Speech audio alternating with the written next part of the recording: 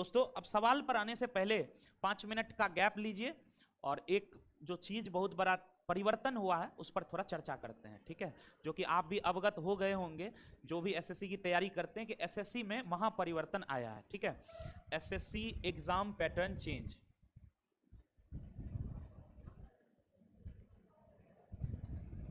Pattern change. देखिए जैसे ही मैं कुछ बोलना शुरुआत करूं उससे पहले कुछ इंपॉर्टेंट डेट है जो आपको बता दूं, जिसकी सावधानी आपको रखनी है कि आपको ऑनलाइन डेट जो फॉर्म भरना स्टार्ट करना है वो 17 सितंबर से स्टार्ट कर देना है और ये जाएगा 8 अक्टूबर तक। यहाँ तक आप फॉर्म भरेंगे। दोस्तों कभी भी आखिरी समय का इंतजार मत कीजिएगा, वेबसाइट धोखा दे देता है। यानी आपका जो डेट है वो 17 से 8 नहीं है, वो 17 से 25 है। आप 17 से 25 के बीच में फॉर्म भर के अपना खत्म कर लें, ठीक है। कोई समस्या हो फॉर्म भरने में मुझसे डायरेक्ट कॉन्टैक्ट कर सकते हैं अगर आपको कोई प्रॉब्लम होती है तो, ठीक है भाई। और उसके बाद जो एग्जाम का डेट है वो डेट नहीं बताया गया है, वो बताया गया है जो टायर 1 का एग्जाम है वो आपका दिसंबर में शेड्यूल है। अब दिसंबर में कब वो पेपर होगा वो नहीं पता, लेकिन दिसंबर में होगा। और टायर 2 का हमेशा की तरह लिखा हुआ टू बी नोटिफाइड। ये बात थी इंपॉर्टेंट जो अनाउंसमेंट थी। अब आइए चेंज क्या क्या हुआ। इतनी हाई तौबा हुई है रात से जिसका कोई हिसाब नहीं है। कुछ लोग इतना मतलब उनके पास व्यूअर्स हैं यूट्यूब पे तो इतना गुमराह किए जा रहे हैं बच्चों को जिसका कोई हिसाब नहीं है कि एग्जाम फलाना हो गया, कठिन हो गया, पता नहीं व्यू के लिए क्या करेंगे। कुछ लोग नाचने लग जा रहे हैं पढ़ाते पढ़ाते ताकि हमें व्यूज मिले। हमें समझ नहीं आता कि इससे क्या फायदा होता है, ये नहीं समझ में आता, ठीक है। एग्जाम मुझसे पूछेंगे तो पहले की तुलना में बहुत ज्यादा आसान हुआ है। आप बोलोगे सर आप हमेशा उल्टा बोलते हो, क्यों ऐसा बोल रहा हूं? पूरी दुनिया कह रही है, मतलब दुनिया मतलब भारत में सारे टीचर रात में एग्जाम कठिन हो गया, कठिन हो गया, कठिन हो गया। मैं कह रहा हूं आसान हुआ। अब मेरा तर्क सुनिए, आप भी सहमत कर पाएंगे उस तर्क से। सब में एक साथ संवाद कर रहा हूं ताकि ऑनलाइन में भी अपलोड हो जाए, ठीक है।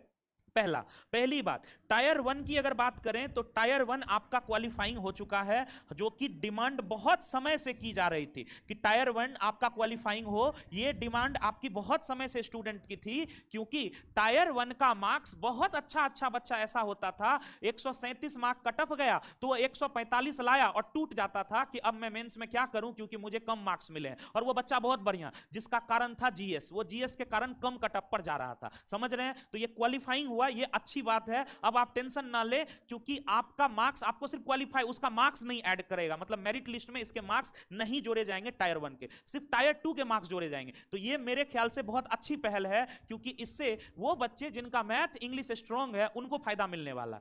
अब दूसरी बात, टायर 2 की बात करें तो टायर 1 में एग्जाम पैटर्न में कोई चेंज नहीं है। 25-25 क्वेश्चन आने वाले हैं 4 सेक्शन के, और 25 क्वेश्चन के 50 मार्क होंगे, यानी एक क्वेश्चन कितने मार्क्स का होगा? 2 मार्क्स। कुछ लोग घबरा गए, निगेटिव मार्किंग 0.5 है, तो ढक्कनो निगेटिव मार्किंग पहले से 0.5 थी, 1/4 ही निगेटिव मार्किंग होता है। तो इसमें क्या चेंज हुआ? वो पहले से 1/4, 2 नंबर का 1/4 क्या होता है? 0.5 ही तो होता है। तो इसमें भी कुछ लोग घबरा रहे थे। एक्चुअल में क्या था, रात में मैं कहीं फंक्शन पे गया था, अब वहां पर कॉल आ रहे थे, सर अभी बताइए, दूसरे लोग डरा रहे हैं, आप थोड़ा सरल भाषा में समझाते हैं। तो वहां से अगर मैं करूं तो कहीं मैं गया हूं गेस्ट बन के और वहां मैं वीडियो बनाऊं, अच्छा नहीं लगता, इसलिए मैंने उस समय पर नहीं किया ऐसा। मैं बस देख रहा था चुपचाप की क्या। कुछ लोग वीडियो वगैरह भी भेजे दूसरे टीचर के, सब सारी बातों पर चर्चा करेंगे, ठीक है भाई। टायर 2 की बात करते हैं। टायर 2 में नया चेंज क्या क्या आया वो देखिए। नया चेंज ये आया है कि जहां मैथ 100 क्वेश्चन का होता था, वहां मैथ हो गया है कितने क्वेश्चन का?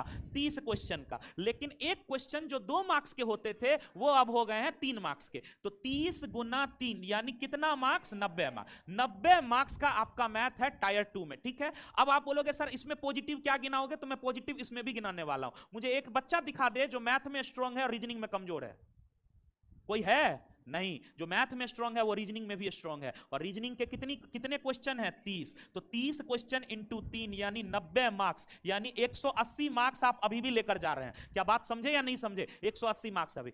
अब तीसरा जो ड्रॉबैक था वो बच्चे का, जो बच्चा जीएस नहीं पढ़ता, ऐसा मिथ है, ऐसा कहना है कि मैं जीएस नहीं पढ़ता हूं। ईमानदारी से पूछिए तो 2014-15 के बाद मुझे आज तक, मैंने दिल्ली में भी पढ़ाया, आज तक कोई ऐसा बच्चा नहीं मिला जो जीएस ना पढ़ता हो। मैं आपसे पूछ रहा हूं, आप इतने बच्चे बैठे हैं, क्या आप जीएस नहीं पढ़ते हैं प्रीलिम्स के लिए? बताइए, मुझे यह बता दीजिए कौन सा ऐसा बच्चा है जो 2014-15 के बाद बिना जीएस पढ़े प्रीलिम्स क्वालिफाई कर गया हो? असंभव है, नहीं है। 137 नंबर प्रीलिम्स का कटअप जाता है, बिना जीएस पढ़े 137 ले आएगा, नहीं पॉसिबल है। ये पहले होता था 2011 में, 2012 में, 2013 में बच्चा जीएस नहीं पढ़ता था, तब कटअप जाती थी 110 मार्क, 110 मार्क, 105 मार्क, 104 मार्क, तो वो मैथ जीएस इंग्लिश से ही पार कर जाता था। जब कटअप इतनी बढ़ गई तो बिना जीएस पढ़े नहीं जाता है कोई भी प्रीलिम्स देने। तो जब वो जीएस पढ़ ही रहा है, वो काम ही आना है आगे, तो इसमें ऐड करके तुम्हें प्रॉब्लम कहां पे आ रही है? यहां जीएस को भी इंक्लूड कर लिया गया, तो जीएस नया इंक्लूड हुआ है। मेरे ख्याल से कोई प्रॉब्लम नहीं होनी चाहिए उस बच्चे को जो जीएस पढ़ता है। हमेशा से मैं कहता हूं कि एसएससी और पुलिस एग्जाम में बहुत बड़ा फर्क है। एसएससी के बच्चे एकदम बहुत दृढ़ संकल्प बच्चे होते हैं,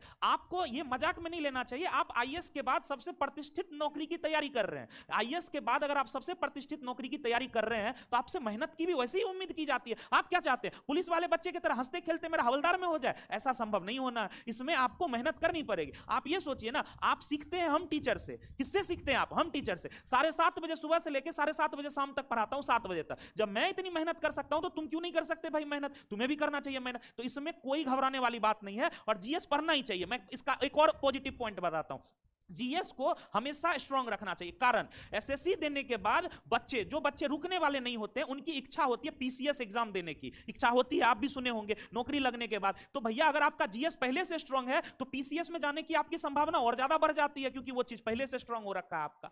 फिर आया अगला पार्ट, आया इंग्लिश का। तो इंग्लिश पहले से ही था, वो तो आप पहले से ही पढ़ रहे हैं, उसमें कोई दिक्कत नहीं है, इसमें कोई दिक्कत नहीं है, पहले से ही इंग्लिश था आपका। इंक्लूड ये हुआ है, ये हुआ। फिर आ गया कंप्यूटर, यहां बहुत खेला हो रहा है, यहां बहुत खेला हो रहा है। कुछ लोगों ने तो ऐसा कहने लगा कि भाई तौबा कर दिया कि कंप्यूटर तो इंजीनियरिंग वाला पूछा जाएगा। खुद नहीं जानते हैं, बच्चों को गुमराह करते हैं। आपका सिलेबस है 10th स्टैंडर्ड का, तो 10th स्टैंडर्ड में इंजीनियरिंग का क्वेश्चन कहां से पूछा जा सकता है? कभी नहीं पूछा जा सकता इंजीनियरिंग का क्वेश्चन। बेसिक कंप्यूटर टर्म्स में किताब तक आपको बता दूंगा, जिस किताब को पढ़ के आप अगर 20 के 20 क्वेश्चन ना किए तो नाम बदल देंगे हम अपना, 20 के 20 क्वेश्चन बनाएंगे दोस्तों, इतना आसान कंप्यूटर होता है। तीसरी बात, ये कंप्यूटर के मार्क्स ऐड नहीं होंगे, ये क्वालिफाइंग नेचर है, ये भी शायद आप पढ़ चुके होंगे, इसके भी मार्क्स नहीं ऐड होंगे। मतलब कोई बच्चा क्वालिफाई भी कर जाए तो कोई दिक्कत वाली बात नहीं है। अब देखिए ये सब हुआ क्यों, उस कारण पर आइए, ये समझ गए आप कंप्यूटर ऐड हुआ क्यों हुआ? इसलिए क्योंकि बैंक पहले से ही ऐसा कर रहा है, कंप्यूटर वगैरह पूछ रहा है, जानते होंगे आप।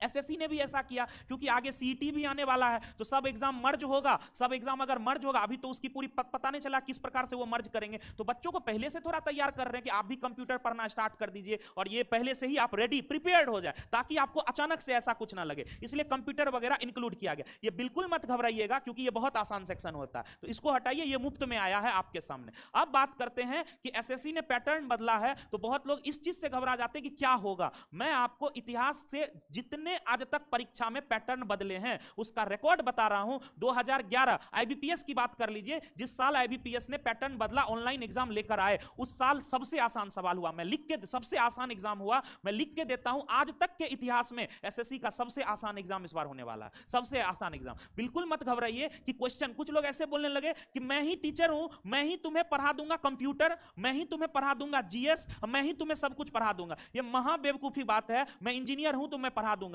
जिस कॉलेज में वो पढ़े हैं, आज आमने सामने हो जाए, भले उनके ऑनलाइन पर ज्यादा सब्सक्राइबर हो, उससे 10 नहीं 100 गुना बढ़िया कॉलेज से मैं पढ़ के आया हूं। ऑल इंडिया मेरा रैंक देख लेंगे तो हिल जाएंगे, जमीन खिसक जाएगा, ऐसी स्थिति। वो बोल रहे हैं मैं ही कंप्यूटर पढ़ा दूंगा, मैं ही जीएस पढ़ा दूंगा, ये बेवकूफी है। मैं भी रीजनिंग जानता हूं, क्या मैंने कभी आपको रीजनिंग पढ़ाया? नहीं। ये कभी भी कोई टीचर एक्सपर्ट, देखिए जब भी मैं, आप देखेंगे मैं सवाल को जब बनाता हूं तो वहां रिसर्च लगता है दोस्तों। ऐसे नहीं कि मैं आके उठ के आपको सवाल दे दूं, ऐसे नहीं, उसमें टाइम जाता, कैसे सोचा जाए। ऐसे ही हमेशा हर सब्जेक्ट का एक्सपर्ट होता है। ऐसी कभी भूल नहीं करनी चाहिए कि एक ही टीचर से हम सब कुछ पढ़ें। जिसका जो एक्सपर्ट है उसके नॉलेज को बीट नहीं किया जा सकता। जैसे मैं मैथ में हूं तो मुझे कोई बीट नहीं कर सकता, कोई कंप्यूटर में है तो उसे कोई बीट नहीं कर सकता। भले मैंने कंप्यूटर इंजीनियरिंग की पढ़ाई करी हो, लेकिन कंप्यूटर से क्या पूछा जा रहा है इसकी जानकारी उसी टीचर को बेहतर होगी जो कंप्यूटर लगातार पढ़ाता आ रहा है। तो ये गलती मत कीजिएगा।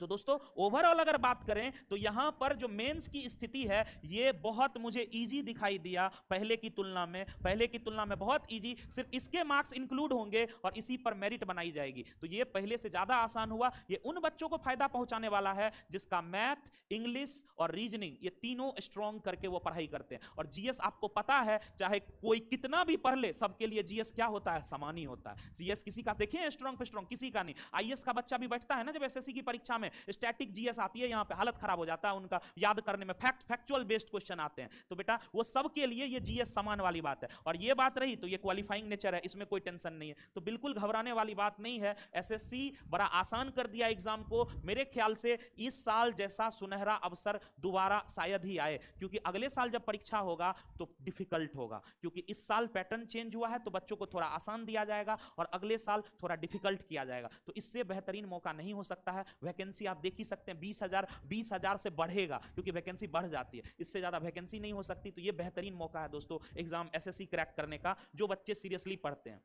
और एक बात और मैं हमेशा से कहता हूं, एग्जाम नोटिफिकेशन का इंतजार नहीं करना चाहिए, क्योंकि आप देख लीजिए कि आपका नोटिफिकेशन, ये महीना चल रहा है सितंबर, क्या डेट है आज, 16 18 तारीख, ठीक है। दिसंबर में हो रहा है एग्जाम, कितना समय मिला, 3 महीना। आप 3 महीने में कोई सोचे कि हम तैयारी कर लेंगे, तो वो तैयारी नहीं कर पाएगा। आपको लगता है कि 3 महीने में कोई तैयारी कर पाएगा? नहीं कर सकता, तैयारी संभव नहीं है। हमेशा पहले से ही प्रिपरेशन करना चाहिए, जिसका एग्जाम्पल आप में से बहुत बच्चे हैं जो पहले से प्रिपरेशन करते हैं, तो ये बहुत बढ़िया चीज है। दूसरा, एक और सवाल जो अक्सर बच्चे पूछते हैं, क्या अपियरिंग बच्चे एग्जाम में बैठ सकते हैं? जी हाँ, एग्जाम में बैठ सकते हैं। वो उनका जो सर्टिफिकेट है वो 8 अक्टूबर 2022, 8/10/2022 तक, एग्जैक्ट डेट मुझे नहीं याद है, जैसा मैंने पढ़ा था वहां तक आ जाना चाहिए, मतलब वहां तक वो क्वालिफाई करने जाने चाहिए, तो वो बैठ सकते हैं अपियरिंग वाले जो बच्चे हैं। दूसरा, मेंस में एक और चीज बताना भूल गया कि इसकी जो निगेटिव मार्किंग है, जैसे हमेशा पहले 1/4 होता था निगेटिव मार्किंग, इसकी निगेटिव मार्किंग को 1/3 कर दिया गया, 1/3 यानी 33 सही 1/3% निगेटिव मार्किंग है, क्योंकि 3 मार्क्स का एक क्वेश्चन है, तो अगर आप गलत करेंगे तो आपके 1 अंक माइनस हो जाएंगे। और दूसरा, हर पार्ट में आपको क्वालिफाई करना पड़ेगा, ऐसा भी नियम बनाया गया, बिल्कुल बैंक की तरह। यानी कोई बच्चा अगर बैंक की तैयारी पहले से कर रहा है तो उसको कुछ भी नया नहीं मिलेगा, क्योंकि वो इन चीजों से पहले से ही अवगत है कि मुझे हर सेक्शन में क्वालिफाई करना पड़ता है। ये था पूरा एसएससी का कहानी, समझे हैं? अरे बोलो। चलिए, व्यूज बढ़ाने के लिए उल्टी पुल्टी बातें करने लग जाते हैं, पता नहीं क्यों उल्टी पुल्टी बातें करते हैं, समझ में नहीं आता। स्टूडेंट हमेशा इस चीज पे हमेशा निर्भर करता है कि जो मेरे गुरु हैं वो हमें सही रास्ता दिखाएं, लेकिन प्रचलन ही ऐसा हो गया। मैं कह तो रहा हूं, कुछ दिन के बाद तुम देख लेना कि जो यूट्यूब पे जो टीचर पढ़ा रहे हैं ना, ऐसे वो नाचने लग जाएंगे, गाना तो गा ही रहे हैं, शायरी सुना ही रहे हैं, वो नाचेंगे भी, अब बच्चे को भी अच्छा लगता है ये सब चीज। ये सब बकवास चीजें हैं। मेरा सही बात बताइए तो एकदम मन नहीं करता, कारण क्योंकि मैं हमेशा से देखा हूं कि जो एक्चुअल पढ़ाई है वो आमने सामने हो सकती है, इसका कोई तोड़ नहीं है, कोई तोड़ ना था, ना है, ना रहेगा। क्योंकि जिन्होंने इस चीजों की उत्पत्ति करी है, आज देख लीजिए आप, अमेरिका, यूएस वगैरह, उन्होंने ही बनाया ना ये सब चीज। आज अगर इतना ही ऑनलाइन चीज होना था तो वो क्यों नहीं पढ़ रहे ऑनलाइन? काहे जाते हैं हार्वर्ड में यूनिवर्सिटी में ऑफलाइन क्लास लेने के लिए, क्यों जाते हैं वो? क्योंकि उसकी कोई चीज नहीं है, ऑफलाइन का कोई तोड़ नहीं है, कभी भी टीचर से डायरेक्ट आपको कम्युनिकेशन करना ही पड़ेगा दोस्तों, वो चीज है। लेकिन व्यूज बढ़ाने के लिए पता नहीं क्या से क्या करते हैं, कुछ से कुछ किए जाते हैं। एक टीचर हैं जो अब कितना दिन फ्री पढ़ा रहे थे, अब वो कह रहे हैं कि हम पे 50 लाख का कर्जा हो गया, अब 50 लाख का कर्जा है तो मेरा कोर्स खरीदिए। हाय बट क्या आप मजाक है ये यार, ये तुम्हारा चीज है, तुम्हारी प्रॉब्लम है। अब तुम स्टूडेंट को मजबूर करोगे कि मेरा कर्जा हो गया तो तुम मुझे मदद करो। अपना टैलेंट है, अपने टैलेंट से उठिए, हर इंसान अपने टैलेंट से उठता है। आप में से इतने बच्चे पढ़ाई कर रहे हैं, तो जो मेहनत करेगा वही तो ऊपर जाएगा, होगा कि नहीं होगा? अब इसके लिए तुम मांगोगे कि मेरा कर्जा हो गया, तो कितने दिन लोग तुम्हारा मदद करें? ये सब बेकार की चीजें हैं, पता नहीं, बहुत एलर्जी टाइप का लगता है मुझे कि कोई कुछ कर रहा है, कोई गाना गा रहा है, बहुत बेकार सा लगता है भाई।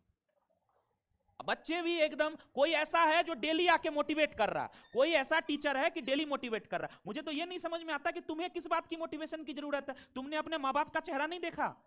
तुम अपने मम्मी पापा क्या करते हैं ये नहीं जानते हो? अरे ये जानते हो या नहीं? तो तुम्हें घंटा जरूरत है मोटिवेशन की, सबसे बड़ा मोटिवेशन वहां है। तुमको क्या जरूरत है क्या 2 लाइन की शायरी तुम्हें मोटिवेट करती है? बेवकूफी है। 2 लाइन की शायरी तुम्हें मोटिवेट कर सकती? कभी नहीं कर सकती। जब भी मन में न पढ़ने का ख्याल आए, ये उम्मीद सोचो कि मेरे पिताजी जो मुझे इस उम्मीद से यहां भेजे हैं, जो घर पे अभी भी काम कर रहे होंगे, मेरी माताजी जो अभी भी काम कर रही होंगी इस उम्मीद से कि मेरा बच्चा कल को कुछ बनेगा, 1 साल 2 साल में, वो क्या सोचेंगे? बर्बाद हो जाएंगे, सोसाइटी में बेइज्जती होगी। देखना, वो एनर्जी प्रवाह हिट करेगा यहां पे। कोई टीचर और कोई इंसान वैसा मोटिवेट नहीं कर सकता तुम्हें। फालतू की बातें हैं, मैं आके 2 लाइन शायरी पढ़ दूं तो मोटिवेट हो जाओ। सबने यही कर रखा है कि मोटिवेशन मोटिवेशन, पता नहीं क्या होता है यूट्यूब पे।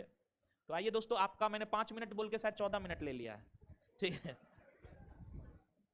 जनरली मैं करता नहीं हूं, नहीं बोलता हूं, क्योंकि उतना मतलब नहीं रखता, लेकिन कल गुस्सा सा आ गया था थोड़ा फालतू का चीज देख के, ये सब बुरा लगता है, बच्चों को गुमराह किए, ज्यादा उनके पास व्यूअर्स हैं तो गुमराह कर देते हैं ऐसे करके।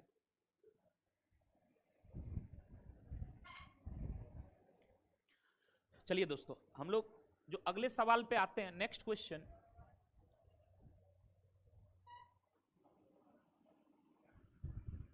एक्साइटेड होना ठीक है, ओवर एक्साइटेड हो जा रहा है मैं पढ़ाऊंगा